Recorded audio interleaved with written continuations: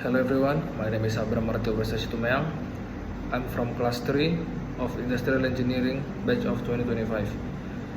And today I'll be presenting about my experiment that is about rolling motion, especially rolling motion of a can on an inclined plane.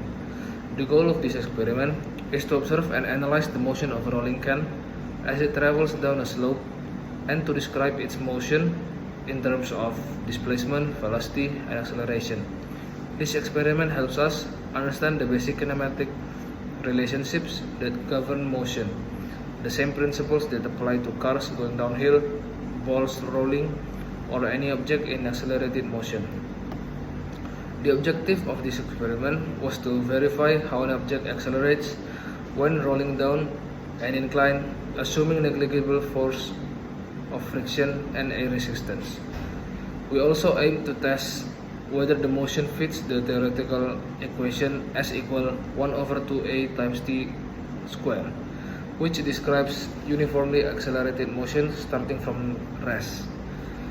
The materials I use for these experiments are one empty cylindrical can, a 100 cm inclined plane, a stopwatch to measure time, a ruler or measuring tape, and markers to divide the plane into 20 cm intervals. This material allowed me to safely measure and record the can's motion at equal distances. Next is the procedure. The procedure is as follows. First, I set up an inclined plane and mark it at 20 cm intervals. Then I place the can at then I place the can at the top and release it from rest without pushing. Number 3, using the stopwatch, I recorded time it took for the can to reach each distance mark, like 20, 40, 60, 80, and 100. 4, I repeat the process several times to reduce error and took the average times. Number 5, after collecting data, I calculated the velocity and acceleration for each position using basic kinematic formulas. And 6, I finally plotted 3 graphs. First, displacement versus time. Second, velocity versus time. And third, acceleration versus time to visualize the result. And then the data. The data I obtained from the experiment is: first, when the distance is 0 cm, the time is 0 second, as well as the velocity and acceleration. When the distance is 20 cm, the time is 0.27 seconds, the velocity is 0.74 meter per second, and the acceleration is 5.487. Next, when the distance is 40 cm, the velocity is 0.98, the time is 0.41, and the acceleration is 4.758. When the distance is 60, the time is 0.55, the velocity is 1.09, and the acceleration is 3.967. When the distance is 80 cm, the time is 0.8 seconds, the velocity is 1, and the acceleration is 2.5. And last, when the distance is 100 cm, the time is 1.05, the velocity is 0.95, and the acceleration is 1.814. We can see that as the can moves down, the time increases and the velocity changes slightly, showing that the motion is accelerating. And then the calculation and analysis. The formulas that we use are velocity equal s over t, acceleration equal 2s over t square. The example is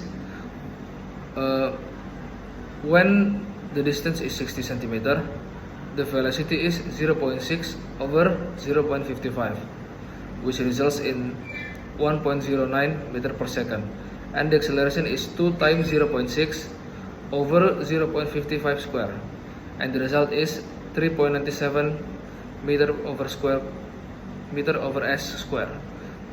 And at 100 cm, the velocity is 1 over 1.05, which results in 0.95 meter per second, and the acceleration is 2 times 1 over 1.05 square, and the result is 1.81 meter per s square.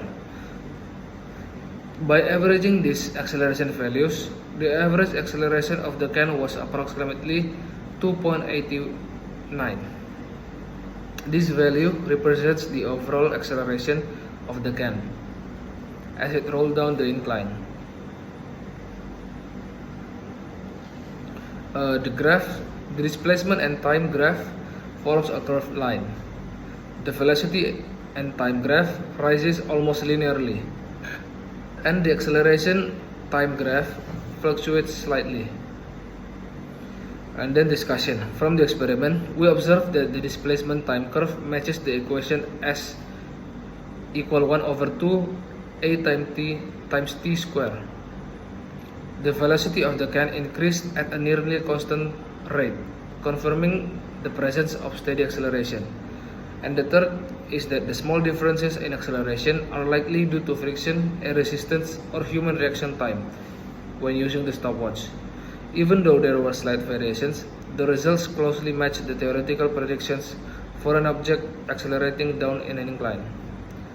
So, the conclusion that we get from this experiment is that this experiment successfully demonstrated that a rolling can on an inclined plane exhibits uniformly accelerated motion.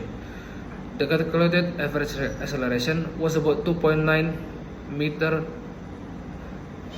over s square, and the motion followed the theoretical relationship of s. The graphs clearly showed that displacement increases quadratically with time, velocity increases linearly with time, and acceleration remains nearly constant. This confirms that rolling motion follows basic kinematic principles. And to conclude my presentation,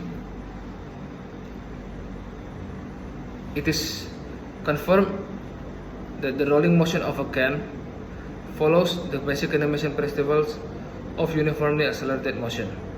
That is all. Thank you.